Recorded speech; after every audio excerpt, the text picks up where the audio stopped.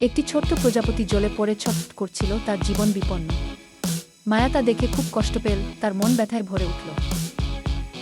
সে দেরি না করে নিজের ওড়নাটি জলে ভিজিয়ে দিল। আলতো করে প্রজাপতিটিকে তুলে ধরল পরম যত্নে। মায়ার এই দয়ায় প্রজাপতিটি নতুন জীবন ফিরে পেল। এমন সহানুভূতি ও ভালোবাসা আমাদের সবার মনে থাকা উচিত। প্রতিদিন সে নদীর ধারে গিয়ে রঙিন প্রজাপতি দেখত। তাদের ডানাগুলো যেন প্রকৃতির এক জীবন্ত উপহার। প্রজাপতিরা ফুলের মধু খায় আর পরাগরেণু ছড়াতে সাহায্য করে। এভাবেই তারা প্রকৃতির ভারসাম্য বজায় রাখে। এই ছোট্ট প্রাণীরা আমাদের শেখায় কিভাবে সুন্দরভাবে বাঁচতে হয়।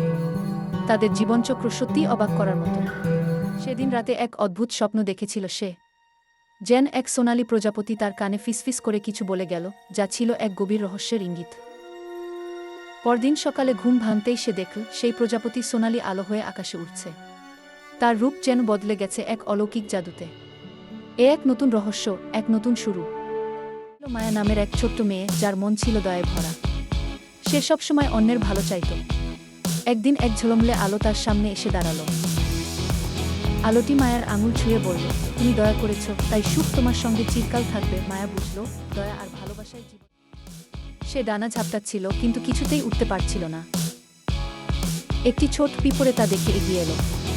সে প্রজাপতিকে ডাঙায় উঠতে সাহায্য করল। বিপদে একে অপরের পাশে দাঁড়ানোই আসল মানবতা। ছোট হোক বা বড়, সবার সাহায্য প্রয়োজন হতে পারে।